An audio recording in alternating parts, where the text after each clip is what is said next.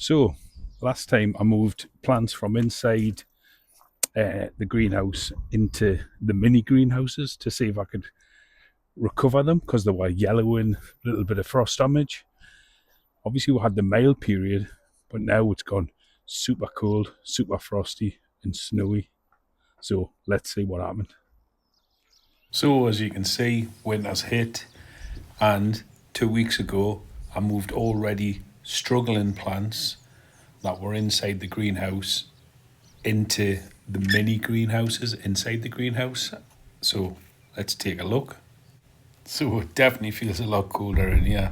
Let's take a look at the thermometer, see what we can see. That's reading bang on 0. So super cold. I've even got fleece, as you can see, on the right hand side there in the mini greenhouses.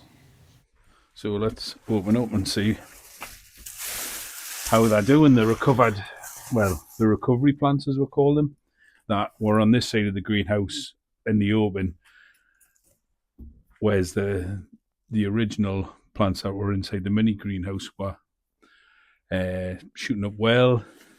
These weren't.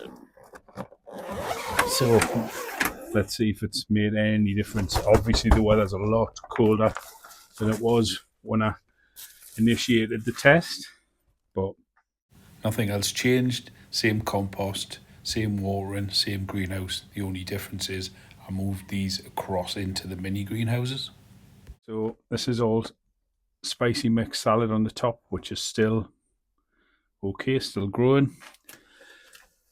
These were broad beans, and I'll put a shot of what they looked like when they were on the other side, outside of the mini greenhouses, and they were hardly poking through. There's 2 or 3 there now really coming through, and every one of them's now showing. Red onions, the front 2 there, they're now showing, whereas they weren't when they're on the other side. Shallots, the shallots weren't even showing at all. I'll show a picture of what they previously looked like, and they didn't have any roots. And there's roots showing now, so good root system. Yes, they're not shooting up massively, but I don't expect them to. And because of this super cold weather, just seeing the roots is an improvement to me. So there's definitely green shoots on those shallots now. There's definitely green shoots on those red onions, the avocados, and these are right at the bottom, the Mizunas. Very little yellowing on them, so they're surviving and doing well. So they've recovered. Excellent. The plants that were originally in the mini greenhouses and doing well, and then I've switched them across. But because of the super cold, frosty weather, which you can see outside, I don't know what the 1 degree, 0 degrees, yeah, there you go, 0 degrees, super frosty, snow everywhere. I've put the fleece over these ones now, so let's give them a quick look and see if they've maintained.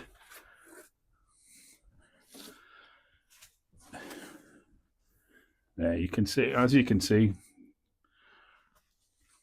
that's what the frosts do, which I'm fine at. Those broad beans will recover.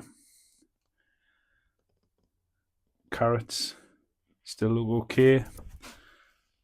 Onions, obviously more growth than the ones that are currently the recovery plants that are in the mini greenhouse, but yes, they're wilting a little bit, and that will be with the colder weather, but they look fine to me. Let's have a look on the other side.